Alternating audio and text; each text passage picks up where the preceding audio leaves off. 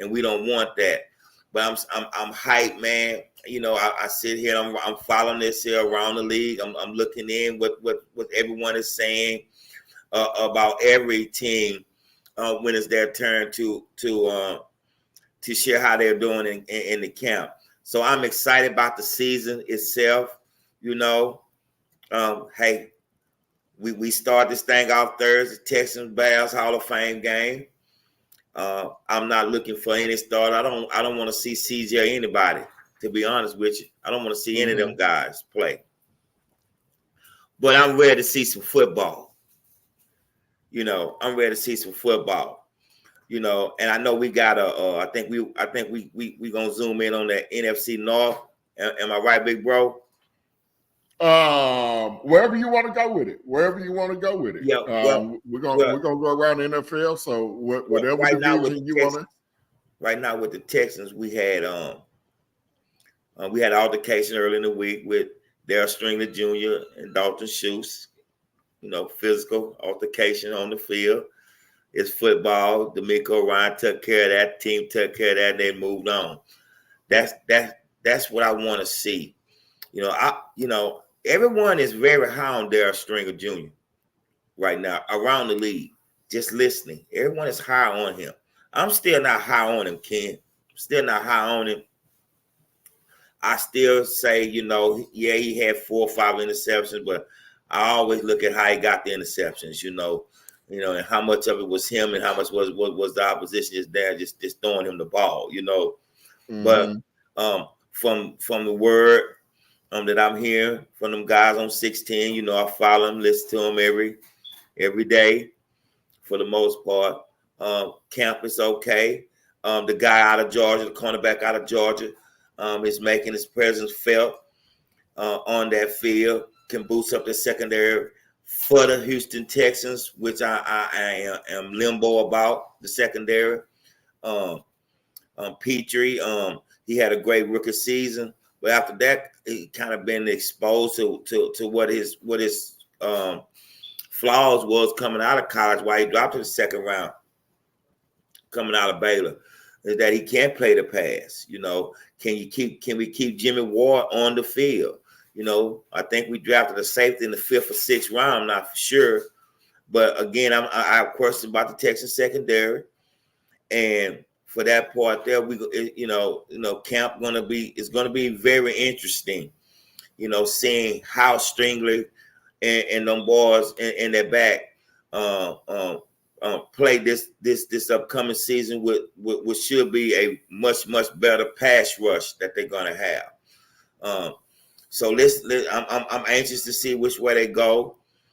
I've followed again. I've been around the league. I heard some good things coming from the Titans camp. Them guys, you know, could have something very special down there. There's a lot on Will Levis. A lot of executives around the league do believe he can play in this league, but a lot of them don't know if he's a starter in this league or not. So he's going to have opportunity to see which way his career can go, and I kind of leave that to you because you may have heard more insight. You know, you have a lot of fans across the South down here that are Titan fans that you follow, and you know, maybe you found or heard something more on the Titans part. Yeah, no doubt. So when we talked about first, you know, we were talking about the injuries and the first day of camp, you know, Chidobe Awuzie, the guy we signed, the cornerback we signed from Cincinnati, you know, he comes up with a soft tissue injury. He's going to be out several weeks. So I don't know if several, you know, by definition, several is at least 3 because a couple is 2. So he's going to be out more than 2 weeks. So, you know, that kind of puts a dent into what the Titans are trying to do on the defensive side of the ball in the secondary. This is a team that the last 2 years under Mike Vrabel had a host of injuries just throughout camp, throughout the year. They had the most guys on injury reserve the last 2 years in the NFL. So didn't want to see Awuzie go down as quickly as he did, but hopefully he can get back, within the next, 3 to 4 weeks and be ready for week 1. Now, as far as everyone else has looked good so far coming out of camp. Will Levis had a strong performance in the early part they had an open practice at Nissan Stadium yesterday. They had about 10,000 fans on hand. Looked like it was a great time. Will Levis was pretty good. The backup quarterbacks, Malik Willis and Mason Rudolph, also fared fairly well. But the defense really took over the second part of the practice, where you saw my guy T'Vondre Sweat from the University of Texas. I believe he got a sack yesterday. And, there was a lot of talk because he came into mini camp somewhat out of shape, but apparently he's come back fully in shape, ready to go. And when you put him alongside Jeffrey Simmons, that front four of Tennessee is going to be something to deal with. Now, the depth, they don't have a lot of depth on the roster. They're going to have to build up the depth. So if they get key injuries to their starters, it's going to be a problem. But if they can keep their starting 11 guys on defense on the field, they're going to be a problem. Again, I told you in a previous show that we had, they have the potential, to be in a pretty good front four down there. I'm not big on you guys linebackers at all. Right. I think that is definitely a position that's on the team that definitely can use improvement and upgrade. But I still see not having the linebackers to back up them guys sometimes, especially when you don't have depth, like you're saying you don't have depth across your D line, which means those guys are going to be playing a lot of reps. So you're going to need something behind them, to pick up the slack, and in case he the runner break that line of scrimmage, he can get across there. So you need some linebackers, bad man. I think if you could get that, I think on paper the Titans have a chance to be a good defense, man, a real good defense. But we all know right now in the league, Ken, running backs are so fluent in what they do now, catching the ball out the backfield, lining up out wide, so linebackers now, is not the way we looked at them, from the Lawrence Taylor point of views, and those guys who wasn't pass rusher was really great against the run. It's a lot on linebackers now in the NFL to be able to be versatile, to be able to cover. It was also one of the Texans' problems last year was that our linebacker was terrible in coverage. Right. Our linebacker was terrible in coverage. So again, I like your front four. I like the Titan front four. I really do. I'm not big on your secondary, but there's potential back there. You brought in Snead, so it can be bona fide. But again, I kind of feel like the linebacker will kind of like keep the defense from really being where they possibly could be, by end of the season, big bro. Yeah, I got you. Shout out to Al Pierce in the house. Al, we definitely appreciate you hopping in the show. Wants to know when they put the pads on. I'm assuming the pads will probably go on towards the end of this upcoming week because they have a game, obviously, next Saturday, I believe, is the first preseason game for the Texans, for the Titans. So I assume they would probably start to get in the pads. I would expect the second half of this week. My guy Steve in the house, excited to see Sweat out there and being productive. Very excited to see T'Vondre Sweat. And I think this kid has the opportunity to be the steal of the draft in the second round because you can't double team him and Jeffrey Simmons. Yeah. And we saw what T'Vondre Sweat did at the University of Texas because he had a big Byron Murphy next to him at Texas, And defenses had to figure out, are we going to double team Murphy or are we going to double team Sweat? And whoever we leave one-on-one, that person's going to eat. So, Jeffrey Simmons is going to get the double teams early in the season. And that's going to allow Tavondre to get those one-on-one opportunities where he can blow up the interior of offensive lines. And I think he's going to be a problem. As you mentioned, the inside linebackers, that's going to be a work in progress. Kenneth Murray, former Oklahoma Sooner, came over from the Chargers where he was very unproductive in his 3 years with the Chargers. So we got him as a free agent. Jack Gibbons looks to be the other starter at the inside linebacker position. I do like the outside linebackers. You got Harold Landry, always among the leader in sacks. Arden Key is going to be a key, no pun intended, on the other side. Came over from, I believe, Jacksonville last year, had an up and down season in 2023. He's going to have to provide pass rush on the other side of Harold Landry to really complement those three guys up front.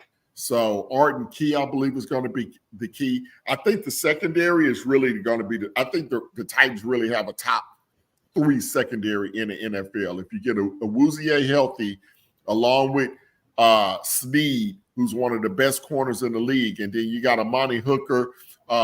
You just signed, escaping my name, from Seattle. Jamal Adams.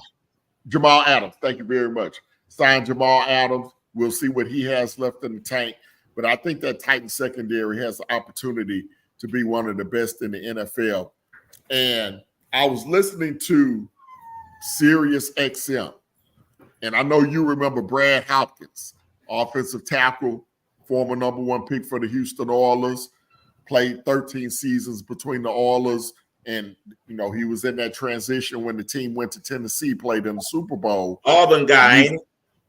Ohio I believe State. so. Auburn, Ohio State, Alabama, one of them. Yeah.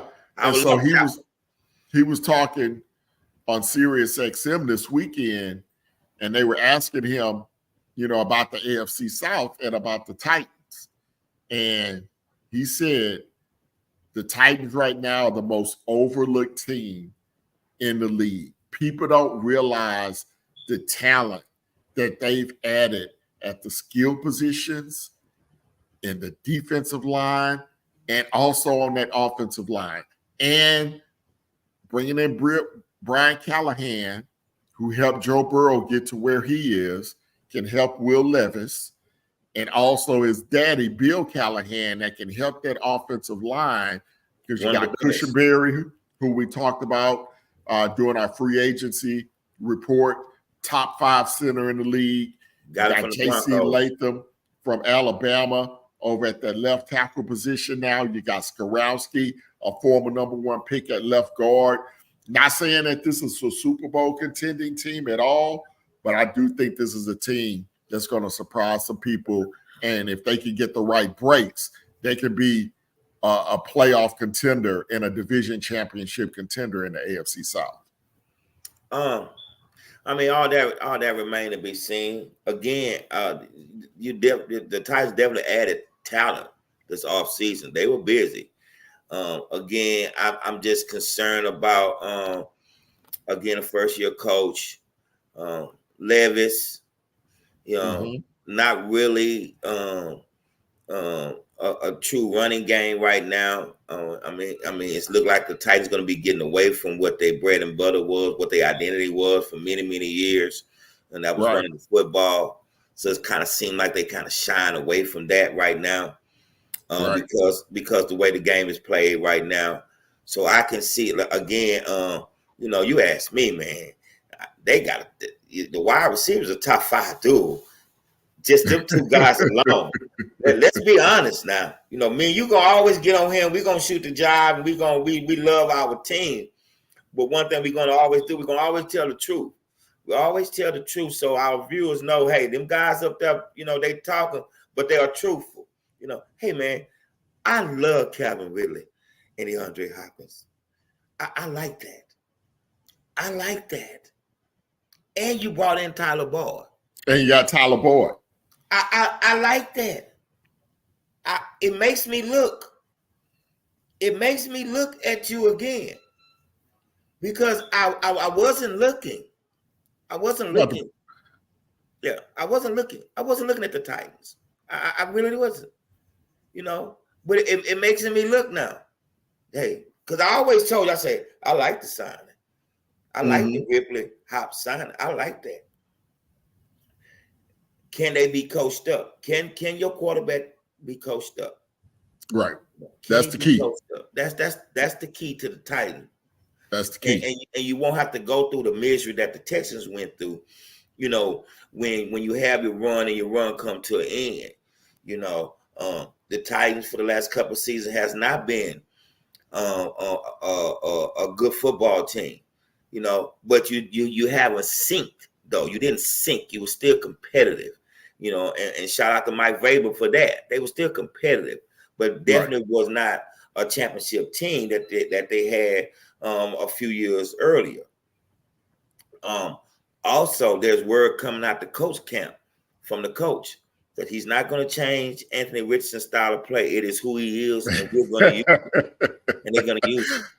Man, I saw that and I was like, man, that's a mistake in my opinion. We saw what happened last year. That guy got hurt twice.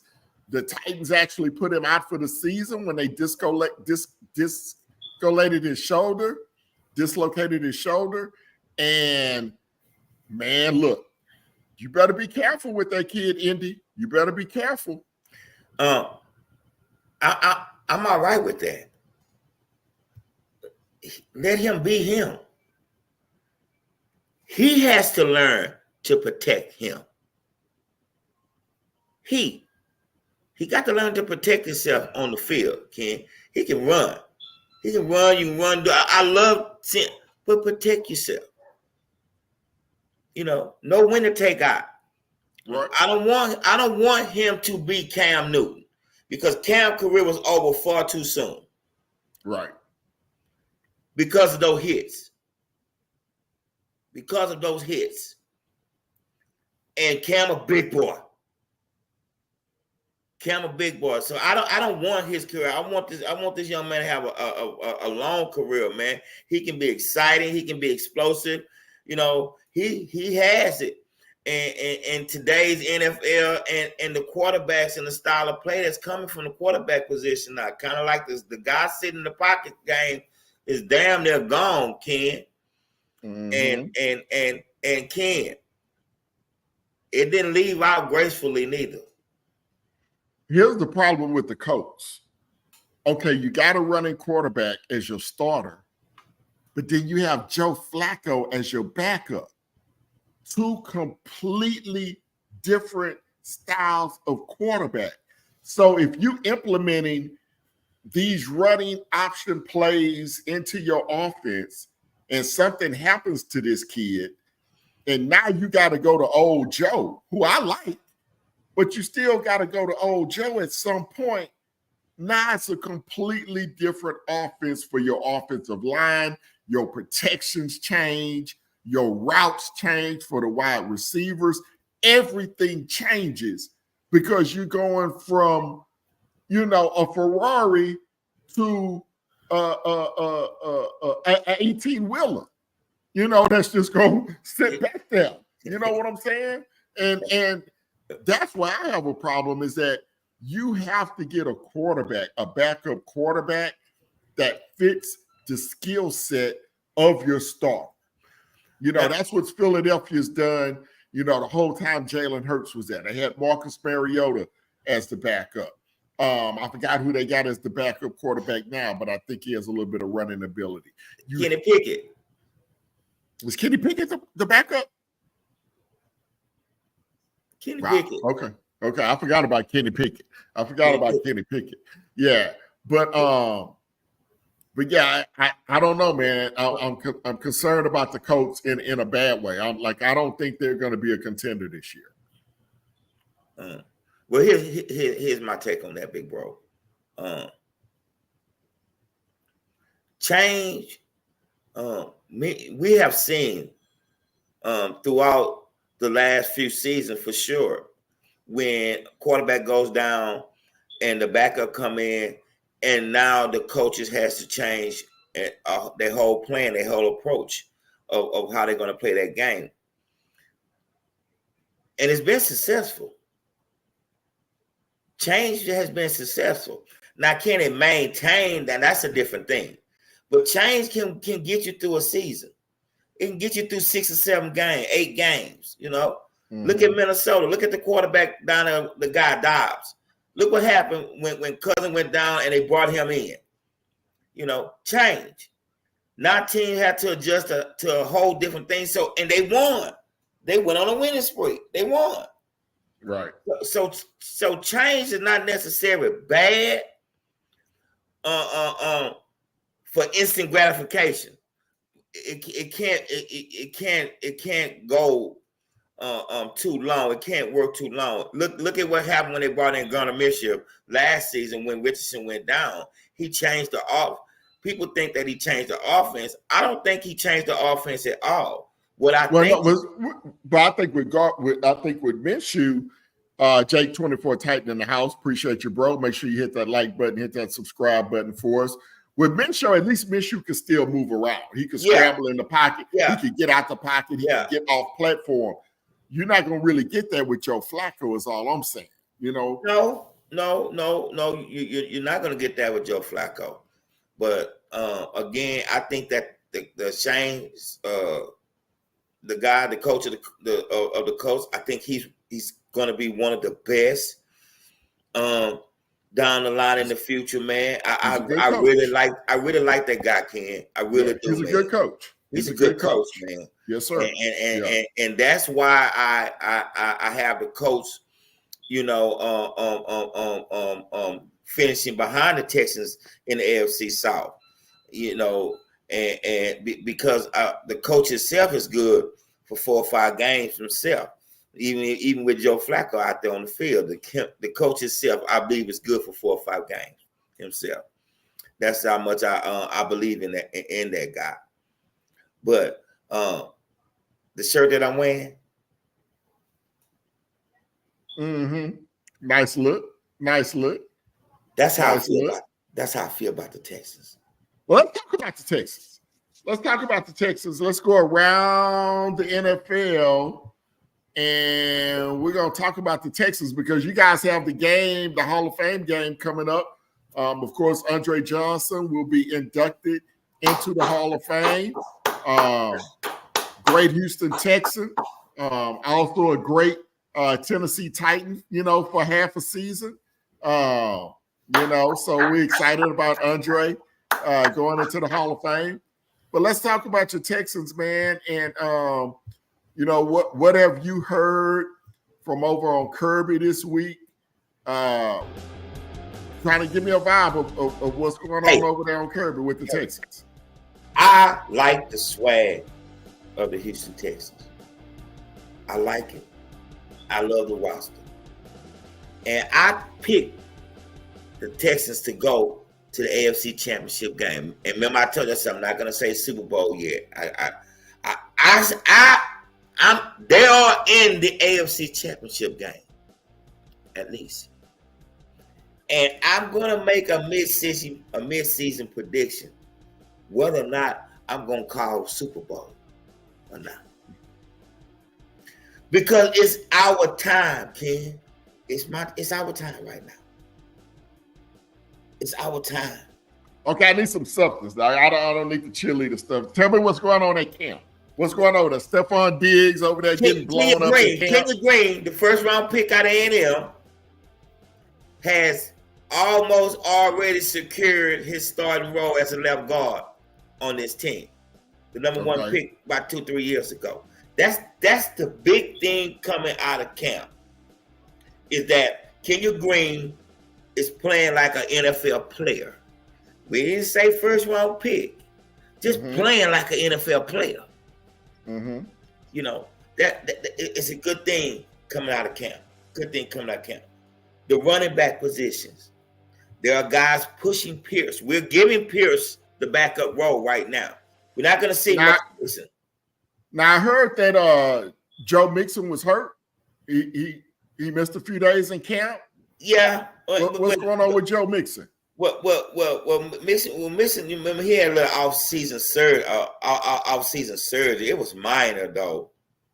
It was the same injury that he brought in from Cincinnati, and I want to say it's his knee. But he's not going to get no preseason playing time anyway. He's not going to get that. That's definitely for sure. He's not going to get that. So this is all about Dameon Pierce and solidifying the backup role. I'm not a Dameon Pierce fan in this offense here. When Lovie Smith had him that year and he ran like that, that's what they needed at that time. That's all they had. He's not the guy for a West Coast offense, sort of like what Solich is running down there. He's a good football player. I thought they should have moved him, should have moved on from him. But again, they used him on special team, and he did score a kickoff return last year himself on special team. So he's showing that he got football in him.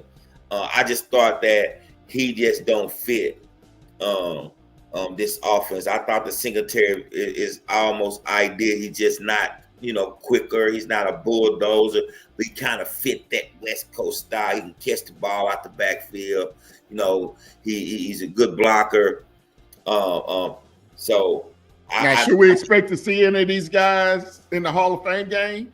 We won't see Mixon, obviously. No. Will we see Dameon Pierce? I saw y'all picked up Cam Akers. Yes. Yeah. Well, I don't know if Cam cleared yet. If Cam Akers is cleared, he's gonna have to earn. It's another guy. I can't pronounce his name, man. He's a foreigner guy, man, who's been really making the splash in camp from the running back position. And they were just talking about how this guy, pretty much like, I don't know if he's a walk-on, I can't remember the story word for word, but it would be it would very look bad if he is going into opening day as the backup running back. So it's a lot of pressure on Dameon Pierce. There's a lot of pressure on John Mechie this season as well to begin to show some of the skill that he had coming out of Alabama, man. But they feel good about the secondary. I'm not overwhelmed about the secondary. It remains to be seen. I don't trust Jimmy Ward. But again, with everybody healthy, DeMeco Ryan is liking what he's seeing. And them guys over there on Kirby, man, we hype, man. And we ready to get this thing going on, man. But the most important thing, man, let's get through this camp injury free. Minimum is at least, nothing seriously coming out this camp, man. And we looking forward to opening day, man. So what's the plan at the quarterback position for Thursday night? They're gonna go with who's it still? Case Keenum is still the backup. Casey Keenum was the backup, and I think they still got Davis Mills on the team too. I'm not sure, but I know no, there was no word on signing the quarterback. So I'm thinking they're bringing them same two guys back. So Casey Keenum probably get reps. More than likely, Davis Mills is going to get the reps. He needs the reps. They know what you got with Casey Keenum. Shout out to him. He did win a game for us, man. Hey, man, I don't think Casey Keenum get enough flowers sometime, man. Casey Keenum been around the league about 12 years now, ain't he, man? And he done had his shot and his opportunity, man. He's an H-Town boy, man. All-time leading single season college football, total yardage, I think, in college football history from the University of Houston. Shout out Case Keenum, third ward boogie, baby. Show you right, baby. Show you right. I always love some Case Keenum. Yeah. All right, there's some other moves around the NFL that happened over the weekend. Tua Tagovailoa and Jordan Love both got big contract extension, 4-year deals in that $212, $215 million range. Look, man, I understand it. I agree with it more so for Green Bay than Miami, just because of Tua's injury history. But I'm not sure either one of these guys deserves to be in that $50 million a year category. They just haven't done enough. Jordan Love had a great second half of the season last year. Obviously, he played his butt off against the Cowboys in that in the playoff game. But I'm not sure either one of these guys has done enough to earn those type of deals. But when you're drafted in the first round, you get to the playoffs, you're going to have to pay the piper. Your thoughts on Tua and Jordan Love getting the bag this weekend? I mean, just their time, man. Just their time, man. Their time came up, they got paid. Like Lamar and anybody else that come up, their time. Alabama, you're going to pay them or not. And 99.9% of the time, they all going to get paid. Because here's the deal. Nobody wants – franchise quarterbacks are hard to find. NFL quarterbacks are hard to find. And if you have one, even though he have deficiencies, we all have deficiencies. Even though he may have flaws, we all have flaws. But you do know that you do have an NFL quarterback. You know that. You know that. It's the same with Trevor Lawrence. Trevor Lawrence not worth that much money to me as a quarterback. Trevor Lawrence is another one, man. You know. Trevor Lawrence, Tua, Jordan Love. Look, Kirk Cousins, he's not worth. Come on. Kirk Cousins, he's not worth that money. The market, the timing, the fact that quarterbacks are so hard to find. They are truly diamonds in the rough, man. You can find an offensive lineman, a D lineman, a wide receiver, running back, you know, corners kind of hard to find too. But you can find them a dime a dozen, man. Better check the shoulders that they don't have to all be first round picks. But quarterbacks, when you get one, Ken, you got to hold on to them. You have to. You know, I mean, you got to hold on to them, but do you have to pay them early? That's the question. Do you have to pay them early? Because I'm of the mindset, if I don't have to pay you early, like if you haven't shown enough from an injury perspective, from an availability perspective, or from a consistency perspective, then I'm not going to pay you early. Now, Jordan Love is in a special situation because he sat the first 2 years. He came in last year. He got off to a little bit of a slow start, which was expected. And then he really came on the second half of the year and into the playoffs. Really played well. So, again, I can see with Jordan Love if, hey, we're all in on Jordan Love. We believe in Jordan Love, and we want him to feel comfortable going in. With Tua, you had to load up on the outside with skill position players. You had to load up in the backfield, and you had to load up on that offensive line just to make sure he can remain upright. And then you saw how he crumbled the last 3 games of the regular season, including against the Tennessee Titans, and also obviously in the playoff game in that frigid game up in Kansas City when it was like 99 degrees below zero. So they have to play at home. They cannot go to cold weather and play. And I'm just not sure that I would be comfortable giving him that type of money. I would want him to play it out one more year. 1, I need to make sure you don't get another concussion. And then 2, I need to see you be able to deliver when it's time, when the lights are bright and the stage is big. They all need their offensive line revamped to keep their quarterbacks up. They all need somebody to throw the ball to. Everything that you just said that the Dolphins did for Tua, that's what every franchise team does for their quarterback. It's what it is. And you can't you saying paying them early, No, they're not paying them early because this is the last year of their contracts. They're not paying them early. This is the last year of their contracts. Now, one thing I don't want to do, me as a GM, I don't want to be franchising my quarterback. That's one thing I don't want to do. I don't want to be franchising my quarterback. I want to get a deal done. I don't want to be doing that. And most teams that does that, look at what happens with them when they do that. The Redskins, for one. Well, the Commanders, all due respect, when you can't franchise tag your quarterback. You can't do that.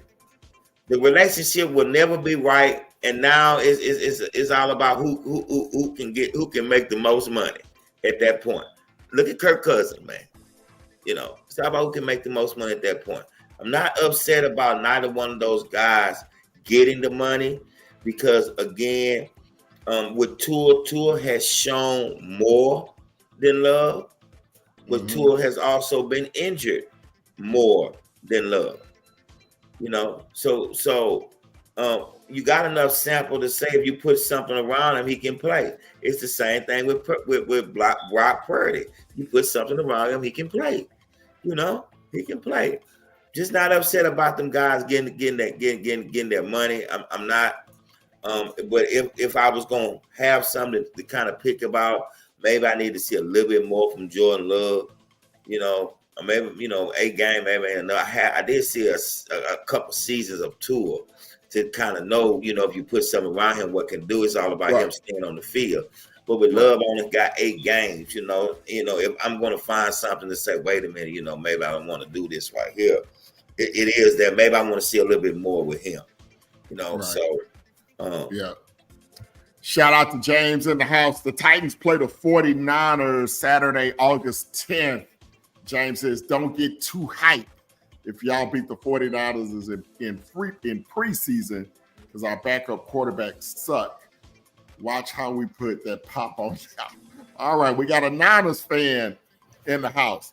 Hey, I think y'all better worry about Brandon Ayuk and your left tackle getting re-signed. So, welcome to the show. Hit that subscribe button, hit that like button, and we'll definitely be talking about that 49ers Titans game on next weekend. But the 49ers, look, they may have to end up playing Brock Purdy. James, you ready to give Brock Purdy the bag? You ready to give him $50 million a year for the next 5 years? What are your thoughts on Brock Purdy, my brother? You think he's ready to get the bag, or you need to see? See, the whole situation with Brock Purdy and the San Francisco 49ers, that Brock Purdy and the San Francisco 49ers both know that he's not going to get that type of money. They already know that. No. He just went to the Super Bowl. Wait a minute. No. You contradicting yourself. So you want to pay No. This guy already knows that they're not going to give him no $60 million, man. I say 60. I said 50. I said in the same range with Tua and Jordan Love. Why not? Yeah. I mean, why not? Yeah. Why not? Okay. That's what I'm saying. Why not? Yeah. Yeah. Okay. Yeah. Why not? Right. Because listen.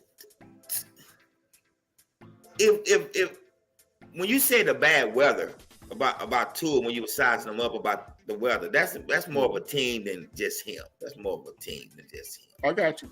It's more of a team than just him. Me personally, I don't like small quarterbacks. I don't want them to be small and miniature like a Kyler Murray. I wouldn't want that as my quarterback. I want a little size on you. It's okay to be able to move around, but Tua is limited when you look at it. So I see why you say I don't know, because he's limited. Love can break the pocket,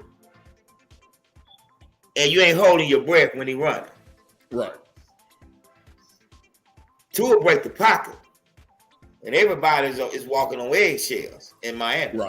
Right. but he has shown more. He has shown more. He has shown more. And that's not a knock on Love. Love haven't had the opportunity to show. You know, when he got the opportunity, he started slow and he finished strong. You know, pay the kid. Now, I know that everybody is shell-shocked because of what the Rams did some years ago with Todd Gurley and Jared Goff. Now, they paid them too early. That was too early. They paid them after the second year of the contract. They now that's too early. You paid them too early. You had another season and maybe two, but you had another season for sure. Right. You know, you had another season for sure. I don't think that, you know, like they're being paid early. I think their contract is up and it's time to you know, it's time to pay them, man. And while you're in the AFC North, the AFC North can be probably one of the most competitive. The NFC North can maybe rise up to the reputation that the AFC North have, man. The NFC North can be a very, very interesting division, Ken. You know, I still believe that Minnesota going to be good, not great. They don't have a quarterback. But I trust the offensive coordinator. I trust the head coach. But they don't have a quarterback. I trust him. The offensive coordinator gonna play quarterback? No. JJ would be on the field. He would be on the field, and you know he would be on the field. Yeah, they don't have a quarterback, bro. To be honest, I'm hoping Sam Darnold really be able to strive because when you look at it, it's kind of like his first opportunity that he really has talent around him. You know, coming out of USC, he's a big boy, man. You know, he's had some good game against Texas, you know, over the last 2 or 3, 4 years, man. Well, everybody had good games against the Texans in the last 3 or 4 years. My boy Stoner Titan in the house. Are we playing starters for a drive preseason week 1? Yes, Callahan says that starters will play in preseason. So I would assume we would see Will Levis and company against the San Francisco 49ers in week 1 for at least a drive or maybe even 2 drives. So I definitely expect the Titans to play their starters in week 1. Yeah. I heard that too. They said they was playing they were playing their starters. So it's several teams who said they are playing their starters. So, you know, hey man, you know, I don't have a problem with the Titans playing their starters because you got a new head coach and everything. Let's get some reps in, get some live play in. So I'm okay with that. I don't think that teams that basically bringing back the core of their offense and things really should play a lot in preseason. I don't care what team that is, man. You know, no doubt. Well, hey man, everybody in the chat, man, we thank you guys for interacting with us tonight. Please hit that like button. Please hit that subscribe button.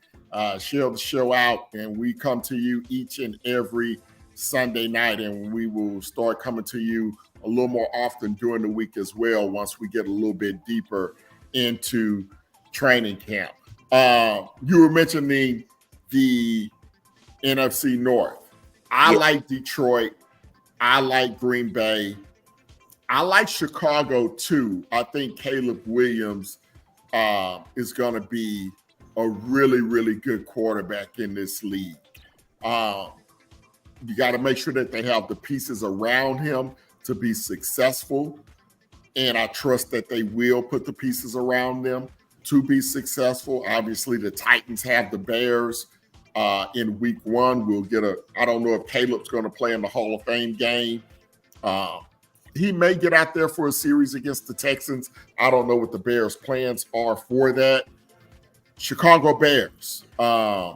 It's going to be very interesting to see what they put up. I think they have Keenan Allen, I believe, as one of the wide receivers. They beefed up that offensive line.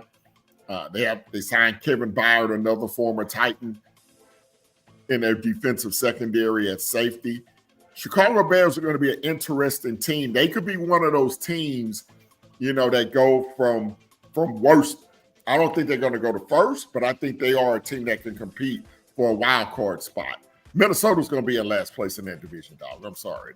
They don't have a quarterback. I think the Bears going to get it together in the second half of the season. I think it's going to be rough on them coming out the gate. They did sign Keenan Allen. They got DJ Moore, and they signed another wide receiver. I can't remember off the top of my head. The defense finished pretty well at the end of the season. They were playing very good football. That is a sign of the head coach who come from the coach who was a defensive coordinator. So you would look for that side of the football, on that side of football, to be good at best. To be competitive.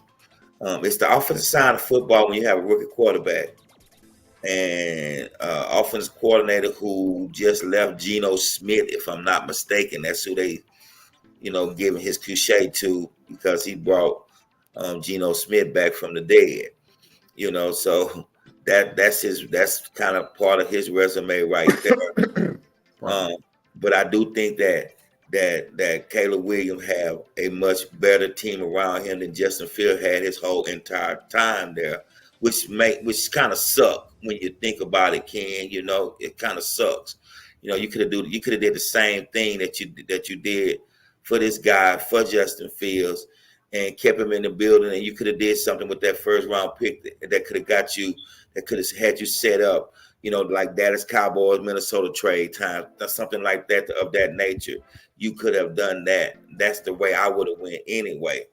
But it, unfortunately, didn't happen that way. I'm rooting for Caleb Williams. I just think he's going to have a hard time. He's going to come out the gate kind of rough. I think the defense is going to be better early on.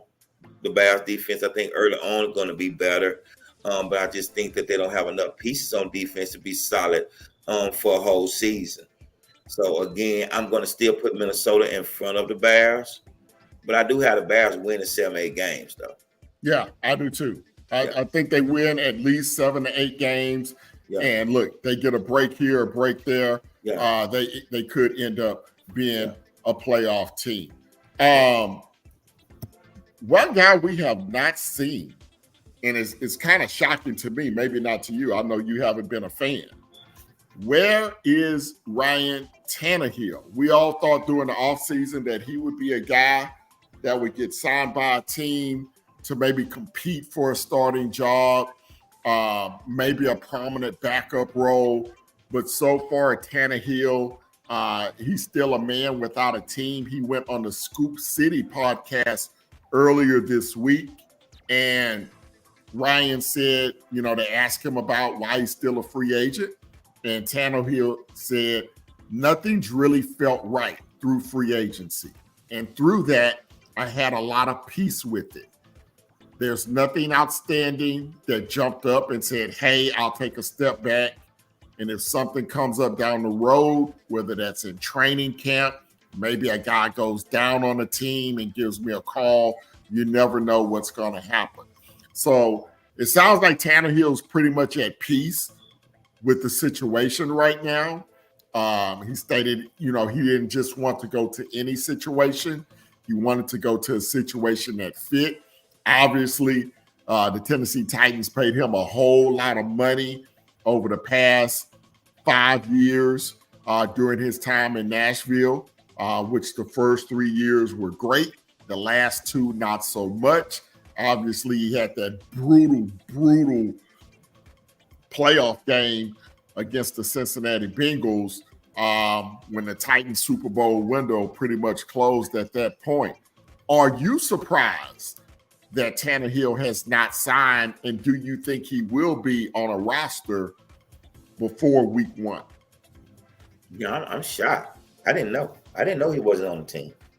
I'm shocked because he has shown that he can play in the NFL. He has been a backup. He has been a starter. So he's been in both worlds. It is shocking to me that nobody has him on the team. But then when you kind of think about it and you look at it, I look for him to be on a team opening day.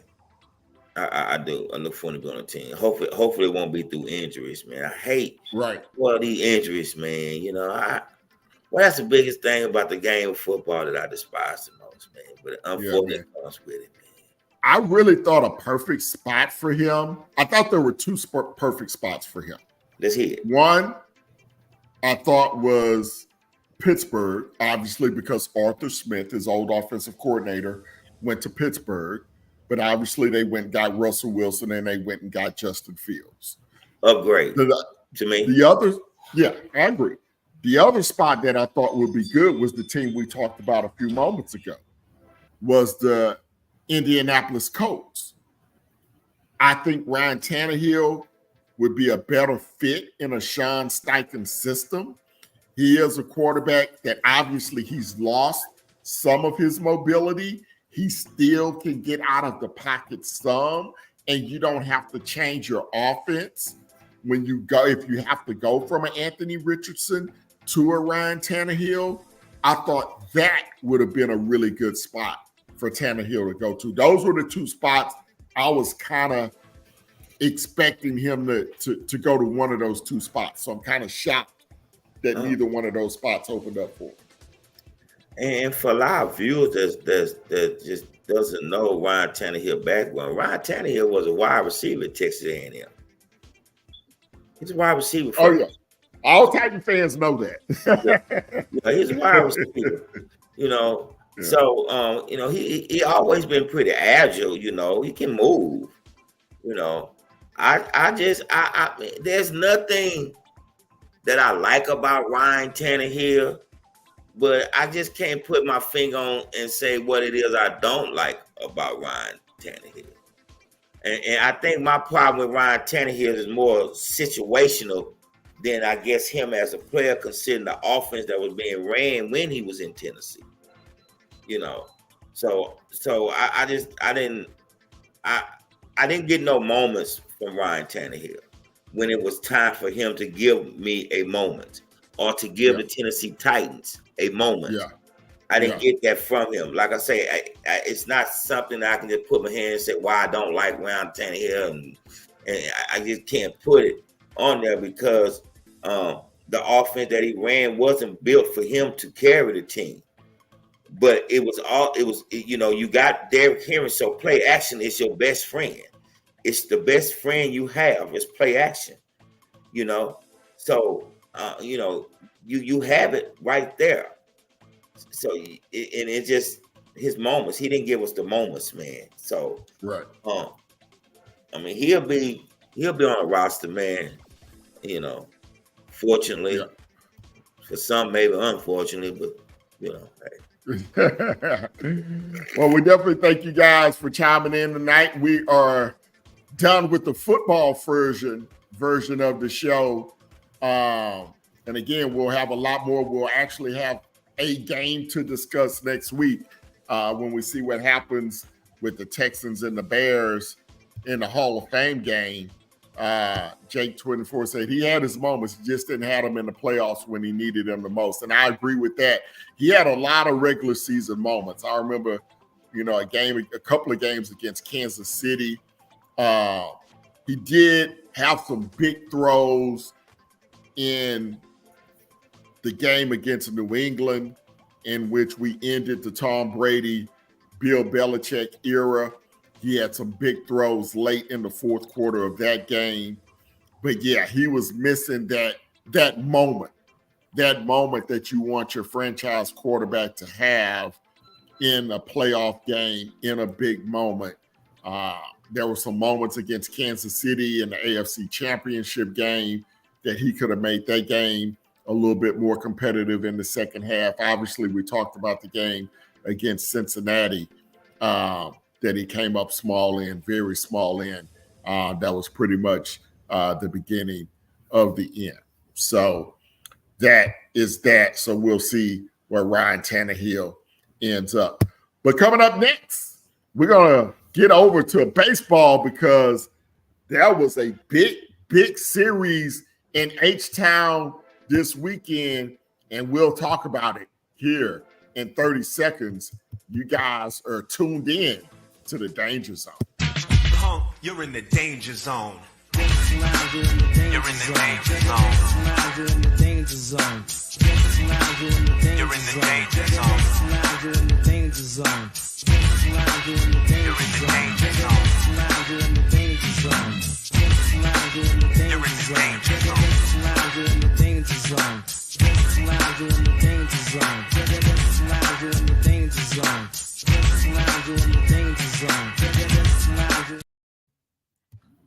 All right, welcome back, folks. So we're going to talk a little baseball now. The Astros and Dodgers had a big series at Minute Maid Park this weekend.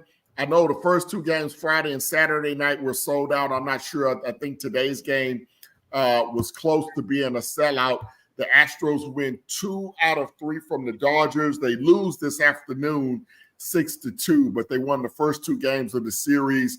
They won last night's game in dramatic fashion as Alex Berkman hit a walk-off home run in the bottom of the 9th inning to give the Astros a comeback win, 7-6. They trail 5-0 in that series, in that ball game. So the Astros now in a virtual tie with Seattle in first place. Seattle had a weekend sweep over the Chicago White Sox. The poor White Sox, man, they've lost 14 games in a row for the second time this year. That is hard to do, to lose 14 games in a row 2 times in a season. And they are the worst team in baseball. The Astros, they have Pittsburgh Pirates coming up, I believe, beginning tomorrow night in a new 3-game series. This is a team, Floyd, we talked about that was struggling early in the season. We all had our tikis and pitchforks, and we were ready to set the team on fire. And partially due to them coming back and playing well, I think more so to Seattle really falling apart over the last month or so has allowed the Astros to get back into this race in the American League West. Your take on where the Astros are right now? I mean, them as a team,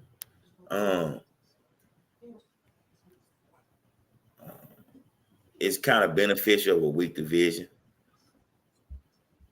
Weak division. If American League West is a weak division. It's saving us again.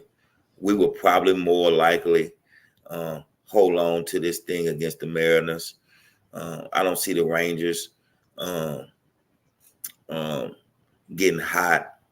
But my problem with the Astros is that they are ready for the big teams, the big games. They play. We play. I don't know what our record is against 500 teams or better. Maybe we can be able to pull up next time we come on air. But we play well against the big teams. It's the Oakland A's. It's the Oakland A's, man. The Pittsburgh Pirates. It's those teams, the Detroit Tigers. Tampa Bay. That we're losing to, man. And this is what we've been doing for the last 3 seasons. This ain't just started. Yeah. This is how we've been the last 3 seasons. With this problem, we was lucky to win a World Series, won and get to the division, the championship last season. This is who this team is. Al Pierce asked who are the Astros going to add before the trade deadline. I have no idea who they're going to add for the trade deadline. I know what we need, and we need. There was a report today that they are trying to add Blake Snell, who I believe signed with San Francisco. Padres, I think. San Francisco. Padres or San Francisco. One of them. San Francisco. Yeah. So that was the report today that they would, because they need a starting pitcher. Dana Brown, he's been on every show. He was on today during the game as well, saying that they're looking for a frontline pitcher. They're hoping to get Justin Verlander back. They're hoping to get Luis Garcia back, but you just don't know with those guys. And right now, you really only have 3-4 reliable starters in the rotation. Tomorrow, they're going to have to go with a bullpen day because they don't have 5 starting pitchers, so they're going to have to go out and get a pitcher. So Blake Snell is one guy that could be available. The tricky thing about Blake Snell is that the way his contract is structured, he can opt out of his contract at the end of the season. I think he signed a 2-year deal with San Francisco from what I read, but he has a player option where he can opt out at the end of the year. So that makes it a little bit more complicated in what type of compensation you want to give up for a guy who may only be a rental, right? You don't want to give up a farm system. So it makes it a little bit more complicated. So we'll have to see. We'll have to see what happens. I also heard on 610, shout out to them boys on 610 radio, man. I'm a fan. I listen. I tune in Monday through Friday for sure, and listen to them. And that was when you mentioned Snell. I heard it earlier myself. And one of the problems with Snell was that the Astros was not going to put themselves in a rental mode situation. They didn't want to do no renting. They've done that. They've tried that. We all remember the Randy Johnson experiment down here. He was great. We rented him, but we didn't win. So they didn't want to. That's a role that they definitely did not want to go down. Through reports that I heard over on 610 radio. It's interesting to see. They can't stay packed. They got to do something. They have to make some type of move, big bro, to stay in this hunt. Just so happened that nobody in the American League to me is dominating. We both see the Yankees struggling, Baltimore they struggle, so nobody's really dominating the American League. So again, if we can manage to win our division and get in there, I give us a better shot against anyone, man, to take this thing all the way. But we got about maybe 50 games left. I don't know if it's that many, but we got probably about 50. Probably about 50. Yeah. So let's see how we go down the stretch with this. For the most part, they're hitting the ball pretty well. I always told you when we discussed in the early season, I said I'm not concerned about their hitting. I think their hitting will come around as always. There's always somebody in to plug in to have their moments. But again, we're in this situation right now because of Jose Abreu, the signing that we got when we got him from the White Sox. That trade, that signing, hurt the franchise. I'm not going to say it set the franchise back because then that would mean they're not in contention.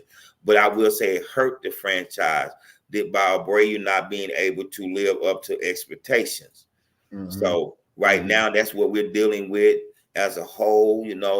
Sometimes offense can save and hide bad pitching, and vice versa. Sometimes good pitching can hide bad hitting on a team. Right.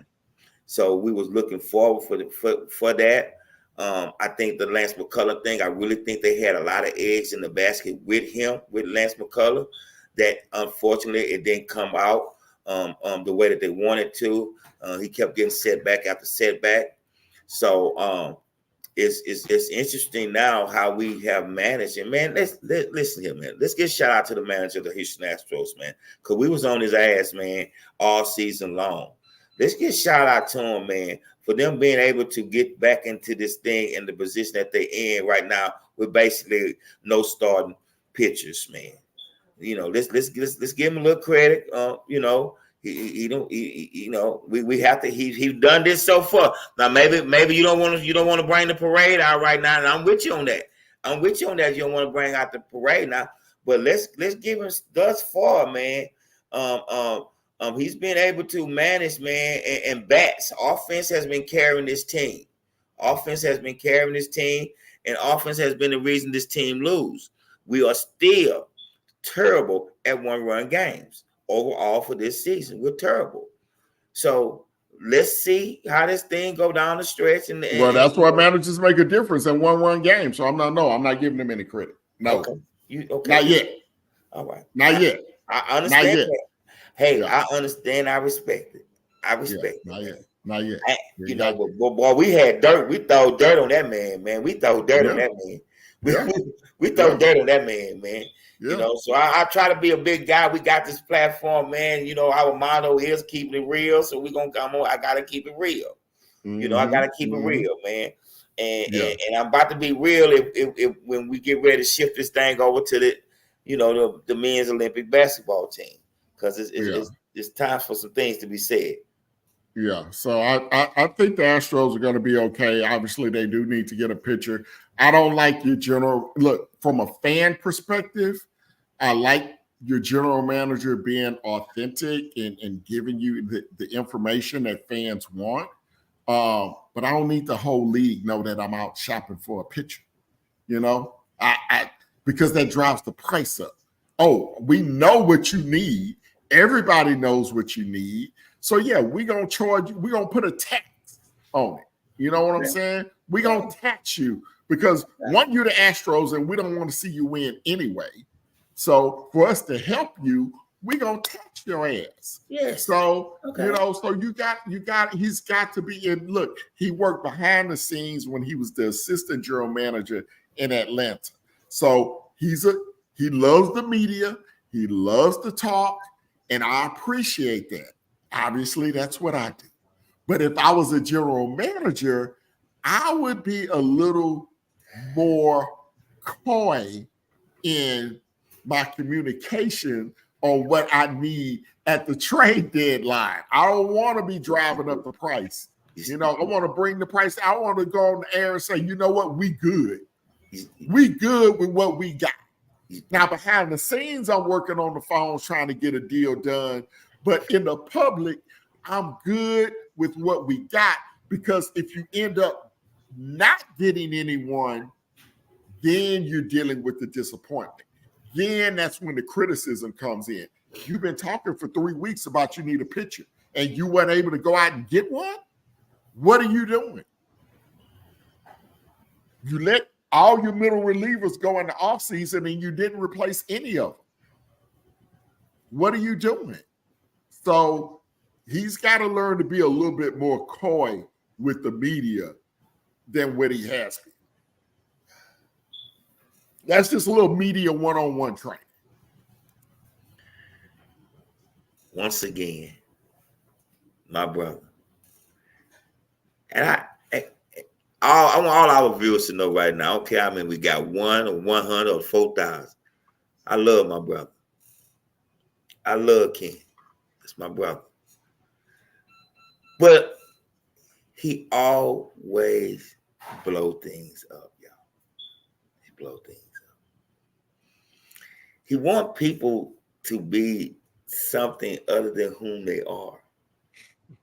Hey, CJ Stroud, y'all, he chirking, he talking, he got a hit on it. Stop it. Stop it. This man ain't got to get on national TV or no social media platform or nothing. The league, no. You don't think the league keep up with the league? Everybody know we ain't got no starting pitchers down here, man. Stop it. Can't stop. Okay. Take a page from Aaron Rodgers, man. Relax. That's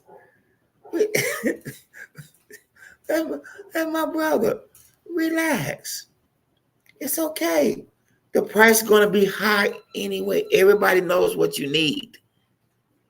Everybody knows when you get on the phone and call somebody, they know what you know. They know what you're calling for. That's my brother, y'all. I love, but boy, he can go there. And he just went there right quick on Dana Brown. Dana Brown, I got your back, baby. I got your back. I might put Dana. Dana might go in the danger zone. You're in the danger zone. You're in the danger zone. Dana Brown is in the danger zone, y'all. He just Dana put Brown the general is- manager of our Houston Astros in the danger zone, man. Dana Brown is in the danger zone. Better I give me a wonder why picture. he gonna have to serve his time. He got to serve his time in the danger zone, man. Better give me a But picture. I man. just I don't see. I mean, definitely we know what we need. Big Bro, we know what we need. You know, they know what we need. You know, and this is all about if they can make something happen, man. Because we're gonna have days when the bats go to sleep on us. You know, and that's when you need good pitching, when your bats go to sleep on you. So let's see how we do down the stretch, man. You know, we both Astros fans, man. Look here, man. We fans of everything but Titans and Texans, man. You know, so we're gonna ride this thing together, man.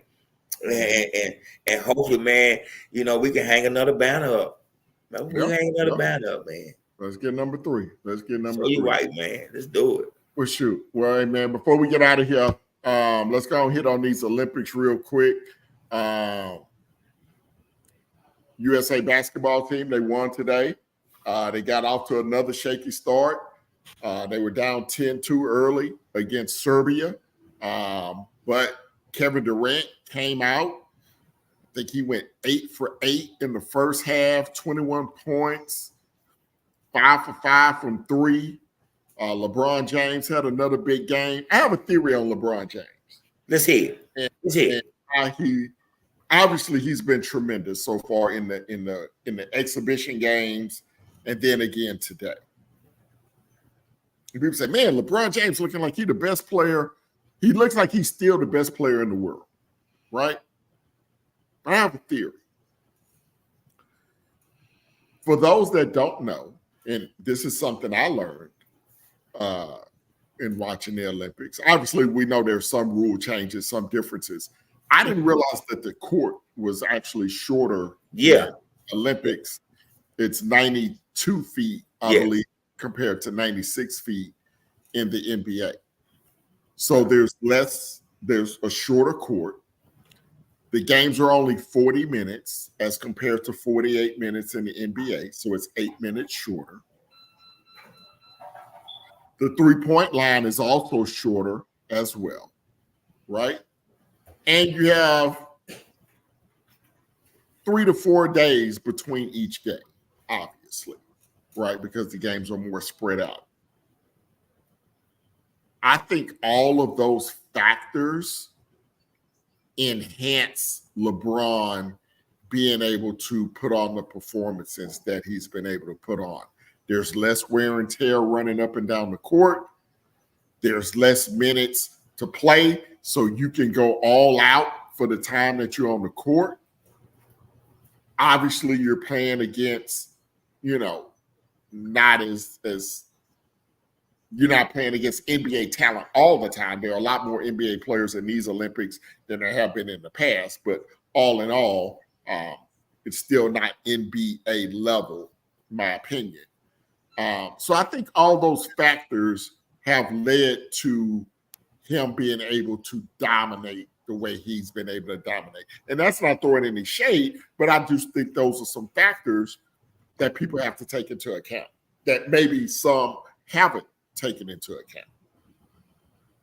My brother, once again, you great analogy, man. Because I watched the whole game. And I said, LeBron has it. He got it. International play. He got it. He got it. He got it. I watched LeBron. I watched the game today. And LeBron, it was like he saw everything before it even was happening. He's so comfortable. He's so in that zone, man. And shout out to him, man. I've never been a fan of LeBron, but he is the greatest of this era by all means. I'm not a fan. I wasn't a fan of Jordan. But it's like he sees something different. And I said, he got this. These international rules, he got it. He got it. He got it. Kevin Durant game fits international play perfect.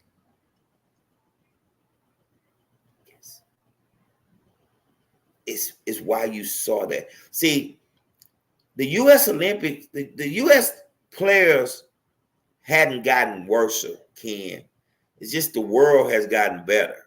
Yeah, absolutely. Of course. You know, so I'm not ever what we saw in 92 and 90 and 96, we'll probably never see an Olympics like that ever again. We won't see those blowouts like that. I don't think we'll see that anymore. Because the level of play and the style of play in which the U.S. has adapted by open on for the foreign players to come over and be a part of the NBA. But I do think that going star-studded can maybe make the games a little bit more harder for the U.S. than they should be. Because listen, if you don't have a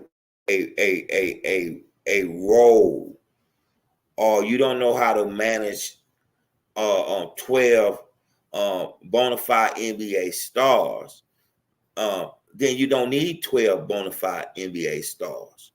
You know, I believe out that roster, that 15-man roster, man, you know, you need heavy top stars, but you kind of put guys on this team that fit this team and can kind of fit the play of the world in these Olympics.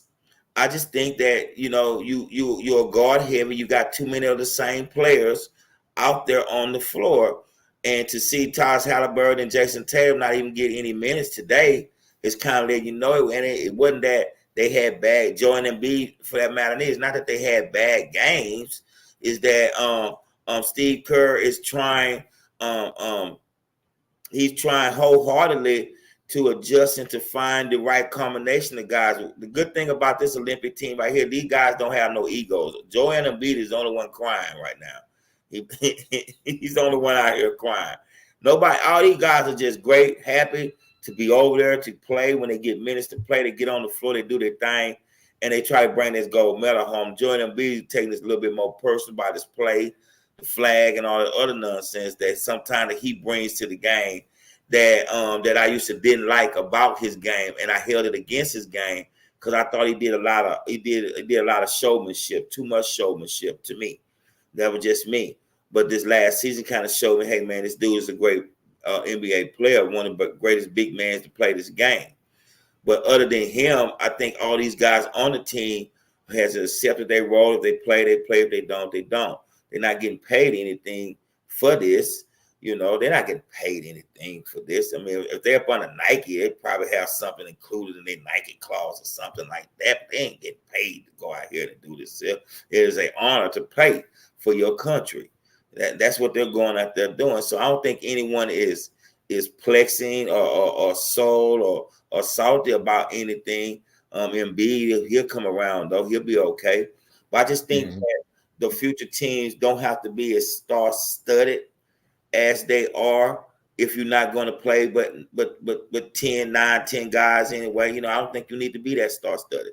That's just my opinion on that, big bro. And I like to hear what you have to say, man, before we close this thing out, man.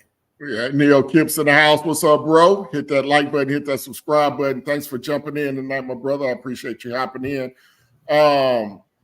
You know, I thought it was a little disrespectful not playing Jason Tatum and Tyrese Halliburton today. You could have put those guys in the fourth quarter.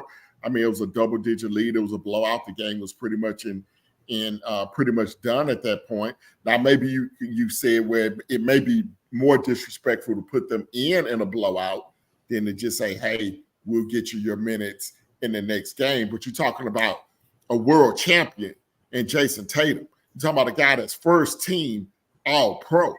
And you don't get to play in the first Olympic game? To me, that was very disrespectful. Now, maybe Steve Kerr already had a conversation with Jason and said, hey, you may not play today. I'm sure he probably had that conversation. So I'm sure it probably wasn't a surprise.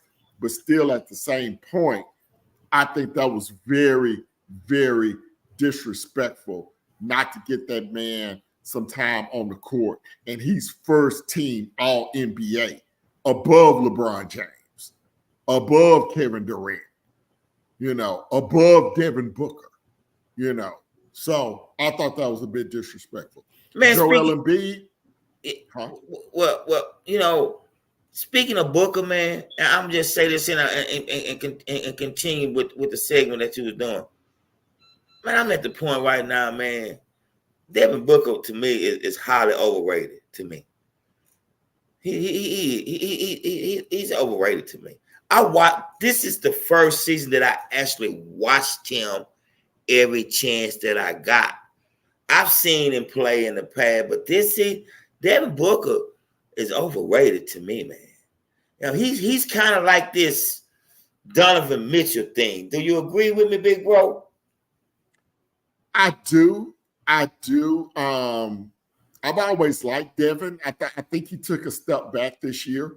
I think he definitely took a step back this year. I definitely don't think he should be in the starting lineup over Jason Tatum because they're starting Drew Holiday, Devin Booker, and Steph Curry. So it's like they're starting 3 guards. And I think if you start Jason Tatum, I think it would really help that offense, particularly in the beginning of the game. But, it's neither here nor there. But I just think, the disrespect to Jason Tatum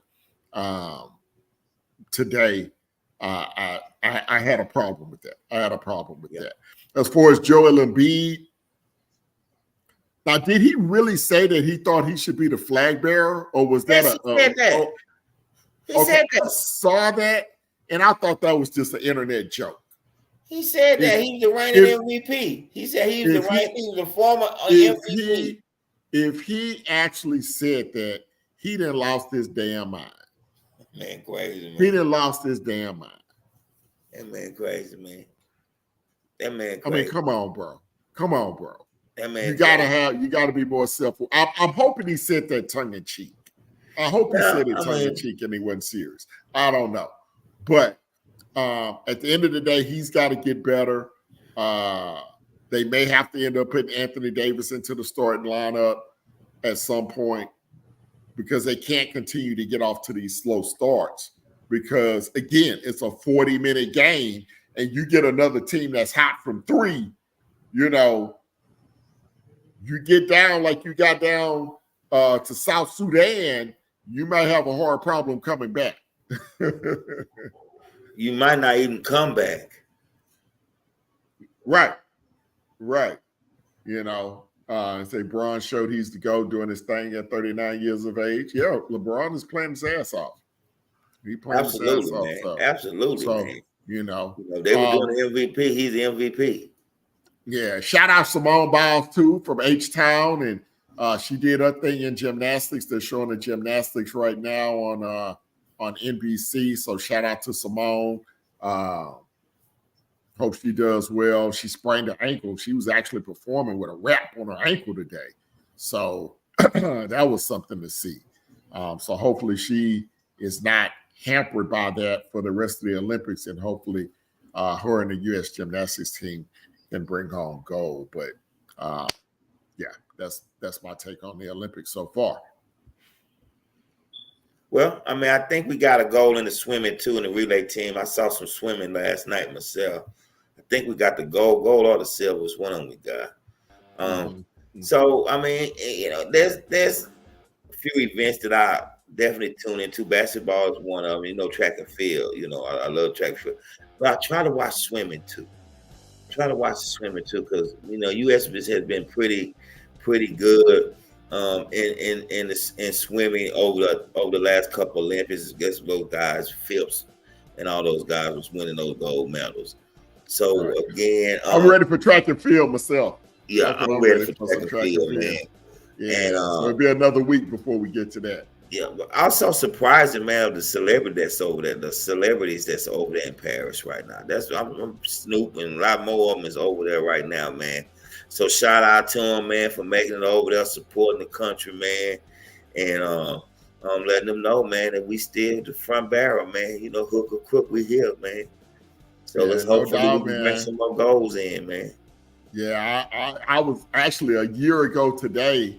My wife and I were in Paris, and we saw them, building everything and getting everything ready to, for a year from now when we were there last year. And, I'm sure it's exciting and beautiful. And, but we just didn't want to deal with the crowds, bro.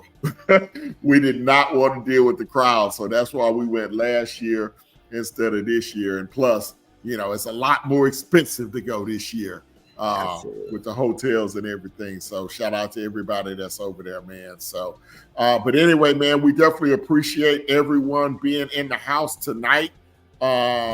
Make sure you hit that subscribe button. Make sure you hit that notification bell. We will be with you back next Sunday for sure. Maybe we'll come on Thursday night after the Titans and Bears game. If you're up to it, my brother, we can kind of do a little post-game show and talk about what we see from the Houston Texans and the Chicago Bears in the Hall of Fame game next Thursday night. Well, you ready, ain't you? I'm ready, bro. I'm ready, bro. You ready? I am ready, bro. I'm down with that, man. It's just a pleasure to always come out here with you, big bro. You know that, man.